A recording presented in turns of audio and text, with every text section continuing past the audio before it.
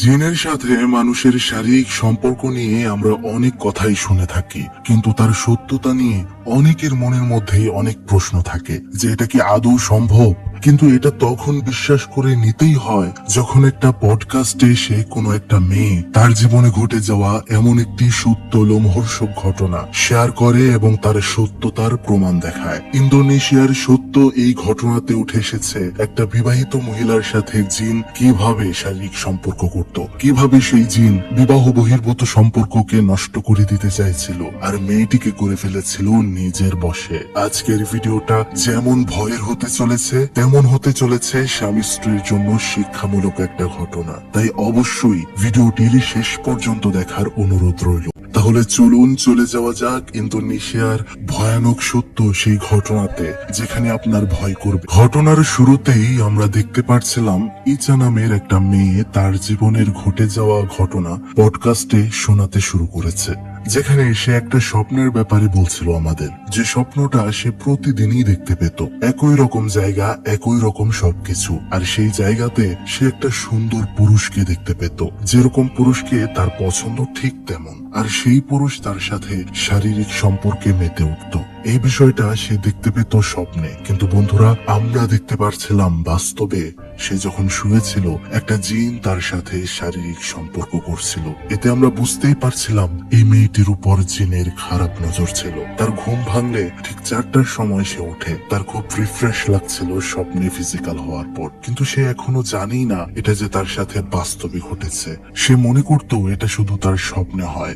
ঘড়িতে যখন রাত 4টা, তখন তার স্বামী এরিয়াল নাইট গার্ডের চাকরি থেকে বাড়িতে ফেরে। আমরা দেখতে পাচ্ছিলাম তাদের দুজনের মধ্যে কথা কাটাকাটি হচ্ছিল, কেননা ইচা এরিয়ালকে বলছিল, আমার জন্য তোমার কোনো টাইমই নেই, তুমি তোমার কাজ শেষ করে আসতে আসতে শেষ রাত হয়ে যায়, চাইলেও আমরা কিছু করতে পারি না, আমাকে খাবার তৈরি করতে হয়। আমরা দেখতে পাচ্ছিলাম এরিয়াল তখন কিছুই বলছিল না। ইচা বলছিল, কাপড়টা ঠিকঠাক জায়গায় রেখে তারপর ফ্রেশ হয়ে খাবার খেতে এসো।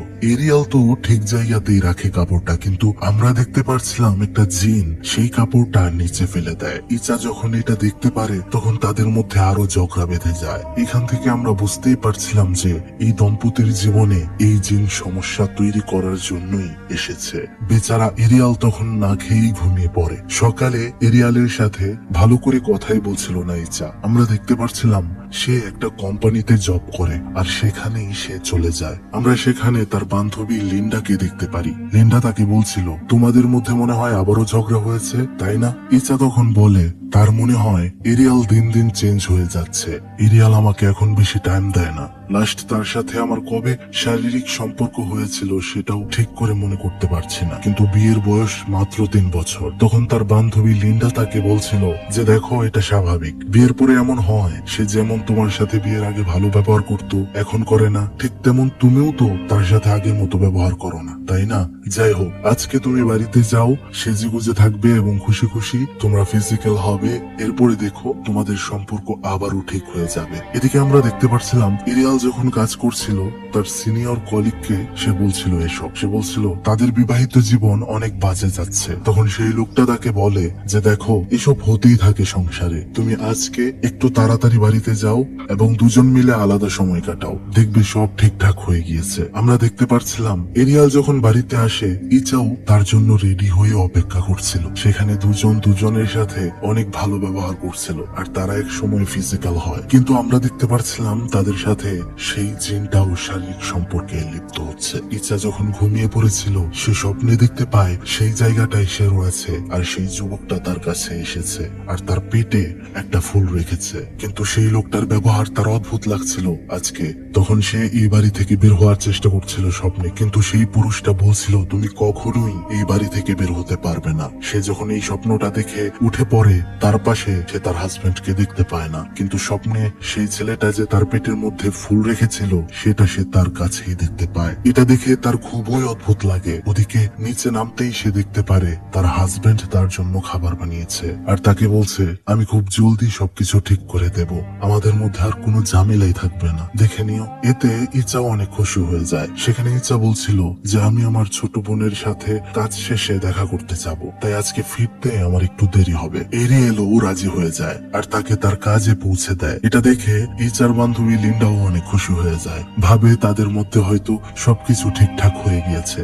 ইচা যখন কাজ করছিল হঠাৎ করে সে একটা বাক্সের উপরে সেই স্বপ্নে দেখা ফুলটা আবারও দেখতে পায়। যখন সে ফুলটা ধরতে যাবে হঠাৎ তখন কেউ যেন ফুলটা টান দিয়ে নিয়ে যায়, আর তখনই তার সামনে সেই স্বপ্নে দেখা লোকটি চলে আসে। কিন্তু ইচা সেটার পেছনে আয়নাতে দেখতে পারে যে এটা কোনো মানুষই নয়, এটা একটা ভয়ঙ্কর জিন। সে এটা দেখে প্রচন্ড ভয় পেয়ে যায়। তখনই সেটা তার সামনে আসল রূপে ভয়ানক রূপে এসে দাঁড়ায়। সে দৌড়ে বাথরুমে চলে যায় আর তার বমি চলে আসে সাথে সাথে। লিন্ডা গিয়ে দেখতে পারে ইচা বমি করছে। ইচা তাকে কিছু না বলে সেখান থেকে চলে আসে, কিন্তু লিন্ডা সেখানে বেসিনের মধ্যে দেখতে পায় ইচা যে বমি করেছে সেগুলো আসলে ছিল কীরা পোকামাকড়ে ঠাসা। আমরা দেখতে পাচ্ছিলাম কাজ শেষে ইচা একটা ক্যাফেতে গিয়ে বসে আছে তার বোন ইমার সাথে। তার বোন ইমা তাকে বলছিল, আমার বয়ফ্রেন্ডের সাথে আমার সম্পর্ক ভালো যাচ্ছে না, তার সাথে আমার রোজ ঝগড়া লাগে, আমি আর টিকতেই পারছি না আপু। ইচা তখন বলে যে দেখো, এমন সম্পর্কে টানাপোড়েন চলতেই থাকে, যেমনটা অনেকদিন আমার সাথেও চলেছে, এসব ঠিক হয়ে যাবে, তোমার বয়ফ্রেন্ডকে একটু সময় দাও। ইমা তখন তাকে বলছিল, আপু তোমাদের তো অনেকদিন হলো বিয়ে হয়েছে, 3 বছর, এবার তো আমরা একটা বাচ্চার আশা করতেই পারি। আমরা তখন দেখতে পাচ্ছিলাম মন খারাপ হয়ে যায় ইচার। আসলে তারা অনেক চেষ্টা করছিল কিন্তু বাচ্চা হচ্ছিল না, আর তার চিকিৎসাও চলছিল, কেন বাচ্চা হয় না। তখনই সে এরিয়ালকে একটা মেসেজ পাঠায় যে বাড়িতে আসার সময় ওষুধ নিয়ে আসতে। আমরা দেখতে পাচ্ছিলাম এরিয়াল যখন কাজ করছিল ঠিক তখনই সে তার সামনে দেখতে পারে ইচা কোথাও যাচ্ছে। সেও তখন তার পিছু পিছু যায়। ইচা একটা জায়গায় গিয়ে থেমে যায়। এরিয়াল দেখতে পারে ইচার পেট অদ্ভুত ভাবে ফুলে রয়েছে, যেমন প্রেগনেন্ট হওয়ার পর হয়, আর তার প্রাইভেট পার্ট থেকে রক্ত বের হচ্ছে। তখনই সে দেখতে পারে সেখানে ইচা একটা বাচ্চা প্রসব করে দিয়েছে, আর ইচা তার দিকে ভয়ানক এক রূপে চেয়েছিল। সেই বাচ্চাটা এরিয়ালের দিকে এগিয়ে আসছিল। এটা দেখে সে খুবই ভয় পেয়ে যায় আর সেখান থেকে চলে যেতে শুরু করে। তার দেখা হয় তার সিনিয়রের সাথে। বিষয়টা খুলে বললে দুজন আবারও সেই জায়গাতে গিয়ে দেখে সব স্বাভাবিক, এখানে ইচাও নেই বা কোনো কিছুই নেই। এরিয়াল যখন বাড়িতে যায় ইচা তার সাথে স্বাভাবিক আচরণই করছিল, কিন্তু এরিয়াল কোনোভাবেই সেই ঘটনা ভুলতে পারছিল না। মনে মনে এক অস্বাভাবিক ভয় তাকে গিলে খাচ্ছিল। ইচা তাকে জিজ্ঞেস করে যে তোমার কি হয়েছে, কিন্তু সে কিছুই বলতে পারছিল না। এবং পরের দিন আমরা দেখতে পারছিলাম ইচার শরীর মাসাজ করে দেওয়ার জন্য একটা দাইমা আসে এবং এরিয়ালকে এসে জানায় যে ইচা 3 মাসের অন্তঃসত্ত্বা। যেটা শুনে ইচা তো খুবই খুশি হয়ে যায়, কিন্তু এরিয়াল খুবই পেরেশান হয়ে যায়। সে তো ইচার সাথে নর্মাল আচরণই করছিল, কিন্তু তার মনের অঙ্ক কোনোভাবেই সে মেলাতে পারছিল না। ইচা অফিসে যাওয়ার পর তার প্রেগন্যান্সির বিষয়ে অফিসের সকল স্টাফদেরকে বলে এবং এটা শুনে সবাই খুব খুশি হয়ে যায়। ইচা যখন বাথরুমে যায় তার সাথে লিন্ডাও সেখানে প্রবেশ করে, কেননা লিন্ডার ইচার জন্য খুবই টেনশন হচ্ছিল, কারণ এর আগের দিন ইচা কীরা পোকামাকড় এসব বমি করেছিল। সে বলছিল তোমার এখন সাবধান থাকতে হবে, তোমার লক্ষণগুলো খুবই খারাপ। ইচা তখন তার বান্ধবীকে বলছিল, নিশ্চয়ই আমি প্রেগন্যান্ট বলে তোর জ্বলন হচ্ছে, তাই তুই এসব বলছিস আমাকে। এটা বলে সে সেখান থেকে বের হয়ে যায়। সেদিন আমরা দেখতে পাচ্ছিলাম এরিয়াল তার সিনিয়রের সাথে কথা বলছিল। সে বলছিল, আমি কোনোভাবেই মানতে পারছি না, অঙ্ক মেলাতে পারছি না। আমি লাস্ট 6 মাস আগে ইচার সাথে শারীরিক সম্পর্ক করেছিলাম, আর শেষমেশ লাস্ট 2 দিন আগে করলাম। তাহলে সে 3 মাসের অন্তঃসত্ত্বা কিভাবে হয়? আমার মনে হচ্ছে সে অন্য কোনো সম্পর্কে জড়িত। তার সিনিয়র তখন বলছিল যে তুমি এটা নিয়ে তোমার স্ত্রীর সাথে সামনাসামনি কথা বললেই ভালো হয়। যখন ইচার সাথে এই বিষয়ে কথা বলার জন্য নিজেকে তৈরি করছিল এরিয়াল, ঠিক তখনই তার মনে হয় পাশে থাকা একটা গাড়ির ভেতর থেকে কোনো একটা বাচ্চার কান্নার আওয়াজ পাচ্ছে সে। এরিয়াল যখন গাড়ির ভেতরে ভালো করে লক্ষ্য করে তখনই সেখানে একটা ভয়ঙ্কর শয়তানের বাচ্চাকে সে দেখতে পারে। এটা দেখে সে দ্রুত সেখান থেকে পালিয়ে আসে, কিন্তু তার পেছনেই আমরা দেখতে পাচ্ছিলাম সেই জিনটা সেই বাচ্চাকে কুলে নিয়ে দাঁড়িয়ে রয়েছে। এরিয়াল যখন বাড়িতে পৌঁছায় তখন ইচার মোবাইল চেক করছিল সে, যেখানে সে দেখতে পারে ড্যানি নামের একটা লোকের সাথে ইচার অনেক কথাবার্তা হয়। এই বিষয়ে সে ইচাকে বলে, এসব কতদিন ধরে চলছে ইচা? ইচা বলছিল, এসব তুমি কি বলছো? সে আমার স্কুলের বন্ধু ছিল, তার সাথে এমনিতেই আমি সাধারণভাবে কথা বলি। কিন্তু এরিয়াল মানছিল না, তার সন্দেহ ছিল। তখন ইচা বলে, ঠিক আছে, তোমার যেহেতু এতই সন্দেহ, তাহলে আমরা কালকে হসপিটালে যাব আর বাচ্চার ডিএনএ টেস্ট করার পরেই প্রমাণ হবে। এর পরের দিন হসপিটালে যখন ডিএনএ টেস্ট করতে যায় তারা, ডাক্তার তাদেরকে একটা অদ্ভুত খবর শোনায়, যেটা হচ্ছে যে ইচা তো প্রেগনেন্টই না। এটা শুনে তারা দুজনেই খুব হতবাক হয়ে যায়। যেখানে ডক্টর এরিয়ালকে বলছিল আসলে আপনার স্ত্রীর বাচ্চা না হওয়ার কারণে তার একটা মনোরোগ হয়েছে, যেটার কারণে তার মনে হয় সে প্রেগনেন্ট। আর একটা প্রেগনেন্ট মহিলার শারীরিক পরিবর্তন যেরকম ঘটে থাকে তার শরীরেও এই সিমটম গুলো ঘটছে। এটা শুনে এরিয়ালের নিজের প্রতি ঘেন্না লাগছিল, কেননা সে ইচাকে ভুল বুঝেছে। হসপিটাল থেকে কোম্পানিতে যাওয়ার পর ইচা তার বান্ধবী লিন্ডাকে সবকিছু বলে। লিন্ডা এসব শোনার পর বলে তার এসব বিষয় মোটেও ভালো লাগছে না, স্বাভাবিক লাগছে না, খুবই অস্বাভাবিক। এটা আরো ভালো করে বোঝার জন্য লিন্ডা তার উস্তাদের কাছে ইচাকে নিয়ে যায়, যার নাম উস্তাদ জাইনি, যে একজন কবিরাজ আর ইসলামিক রুকিয়া করে থাকে।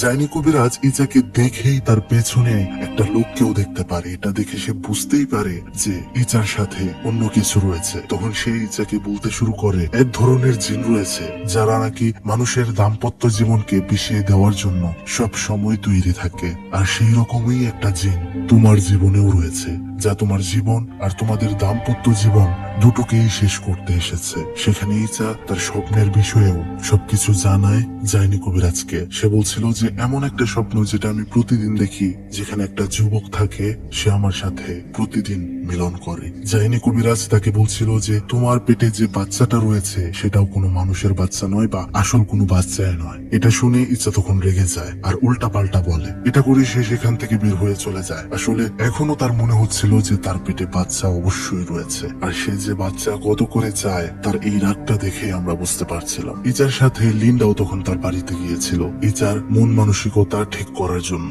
লিন্ডা যখন স্কুটি করে বাড়িতে ফিরছিল, হঠাৎ করে তার স্কুটির সামনে একটা বিড়াল সে দেখতে পারে। গাড়িটা থামিয়ে সে বিড়ালটাকে একটা নিরাপদ জায়গায় রাখে। সে যখন তার স্কুটির দিকে ফিরছিল, তার মনে হয় সেই বিড়ালের বাচ্চা তার পিছু নিয়েছে, কিন্তু সে দেখতে পারে সেখানে কিছুই নেই। যেখানে সে বিড়ালটা রেখেছিল সেখানে যাওয়ার পর সেই বিড়ালটা আর সে দেখতে পারে না। তখনই একটা ভয়ানক জিন তার সামনে এসে পড়ে। লিন্ডা পালাতে চায় দেখে কিন্তু পালাতে পারে না। সেই জিনটা খুব ভয়ানক ভাবে তাকে মৃত্যু দেয়। এটা আবার ইচা তার স্বপ্নের মধ্যে দেখতে পায় যে জিন লিন্ডাকে মেরে ফেলেছে। সে তখন দূরে সেখানে গিয়ে পৌঁছায় আর দেখে হতবাক হয়ে যায়। তার বান্ধবীর এই মৃত্যুর জন্য সে নিজেকে দায়ী করছিল, কেননা লিন্ডাকে সেই জিনের মারার কারণ ছিল লিন্ডাই ইচাকে কবিরাজের কাছে নিয়ে গিয়েছিল জিন থেকে ইচাকে আলাদা করার জন্য। সেই জন্য তার আজ এই হাল। এরিয়ালও সেখানে উপস্থিত হয়। সে দেখতে পারে এই অবস্থা, আর সেখানে ইচা বসে কান্না করছে। সে ইচাকে সামাল দিতে চেষ্টা করছিল। ঠিক তখনই তারা দেখতে পারে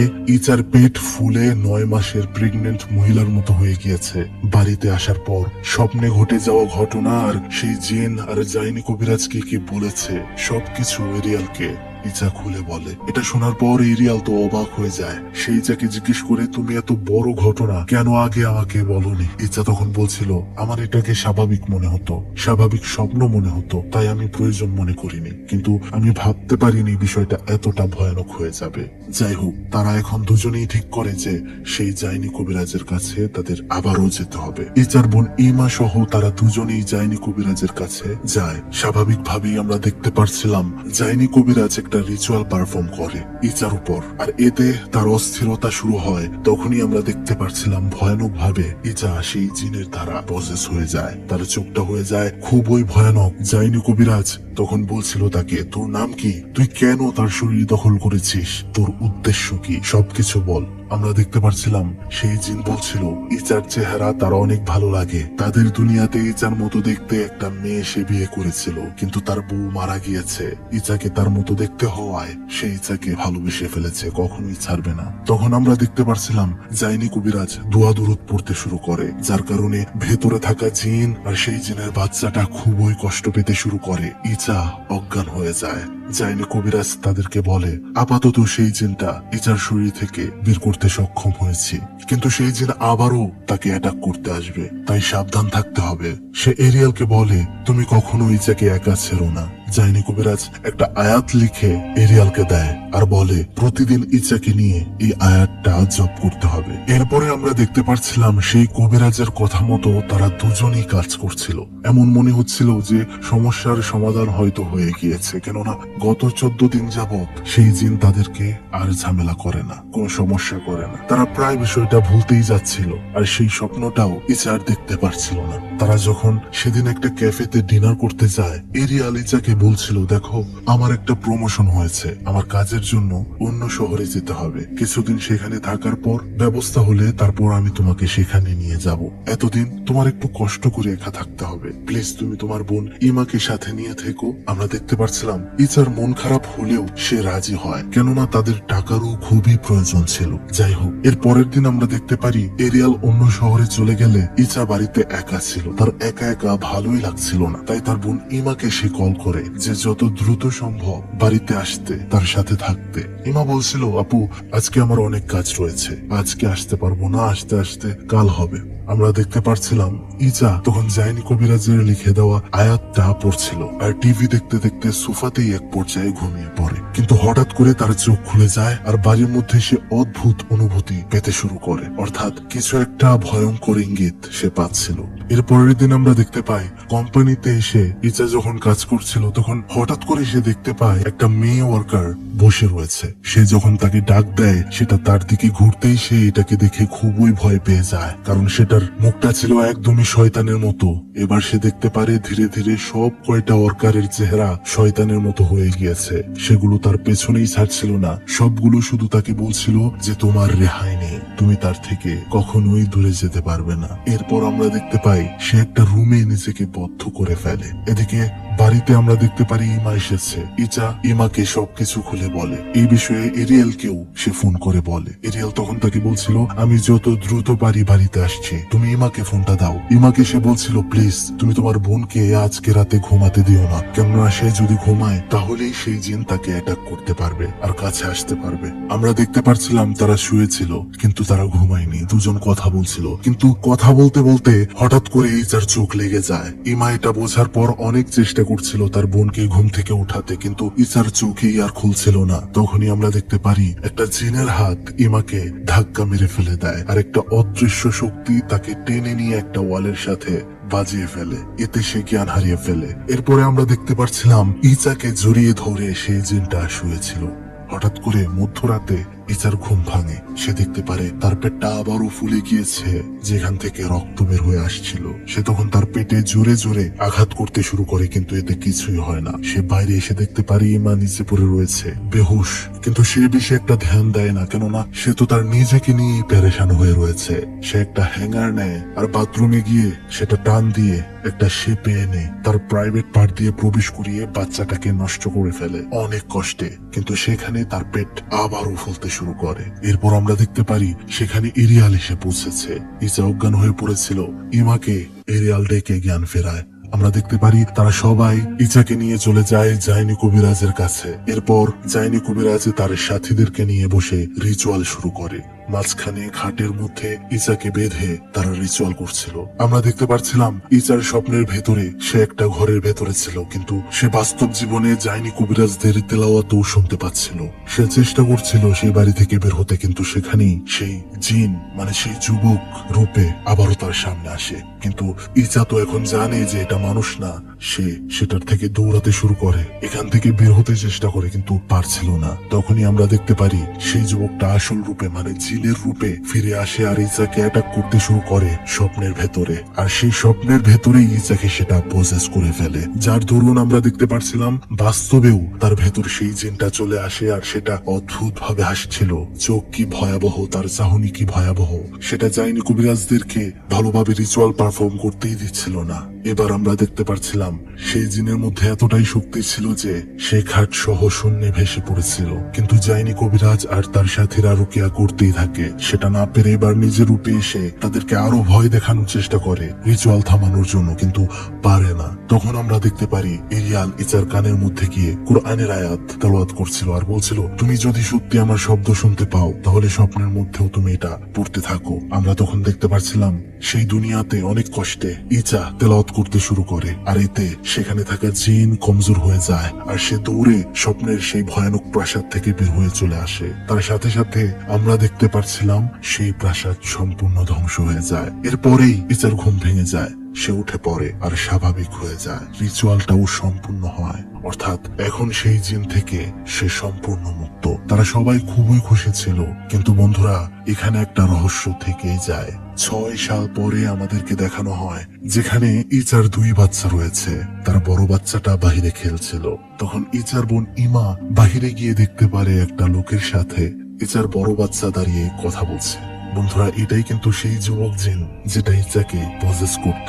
ইমা বিষয়টা বুঝতে পারে না, কেননা সে তাকে চিনতে পারে না, কারণ সে তো কখনো এটাকে দেখেইনি, শুধু দেখতো ইচা। অর্থাৎ বন্ধুরা আমরা বুঝতে পারি সেই জিন এখনো এই পরিবারের উপর নজর রাখছে। তারপর আমরা দেখতে পারি সেই পডকাস্ট, অর্থাৎ আসল ভিকটিম, আসল ইচা, যে তার ঘটনা শেয়ার করছিল। তার জীবনের এই রোমহর্ষক সত্য ঘটনা শোনানোর পর, সেটার প্রমাণ পাওয়ার পরে এই মুভিটি নির্মাণ হয়েছে। আর তার কথা মতে সে মনে করে তার 2 বাচ্চার মধ্যে এক বাচ্চা হয়তো সেই জিনের, তাই সেই জিন মাঝে মধ্যেই তার সেই বাচ্চার সাথে দেখা করতে আসে। আর এখানে এই ঘটনাটির সমাপ্তি ঘটে। বন্ধুরা এই ঘটনাটার সত্যতা কিন্তু আমিও অনেক পেয়েছি। আমাদের এই প্রেতালাপ পরিবারের অনেক সাবস্ক্রাইবাররাই আমাকে জানিয়েছে যে তাদের সাথে এরকম ঘটনা ঘটেছে, অর্থাৎ জিনের সাথে সম্পর্ক হয়েছে। তাই এটা অবিশ্বাস করার মতো কোনো যৌক্তিকতা দেখানো যাবে না। আমি সবাইকে এটাই বলতে চাই, যারা মেয়েরা রয়েছেন তারা অবশ্যই নিজেকে সেফ রাখার চেষ্টা করবেন সব সময়। ভুলভাল কিছু মনে হলে, অদ্ভুত কিছু মনে হলে অবশ্যই কোনো হুজুর বা কোনো কবিরাজের শরণাপন্ন হন, এবং অবশ্যই সেটা আপনার স্বামীকে জানান। আর স্বামীদেরকে আমি এটাই বলবো যে আপনারা প্লিজ আপনাদের স্ত্রীদের থেকে কম দূরে থাকবেন, কেননা এই সুযোগটাই জিনরা ব্যবহার করে থাকে। এই বিষয়ে আরো রিসার্চ করুন, আরো সত্যতা অনেক ঘটনা বের হয়ে আসবে।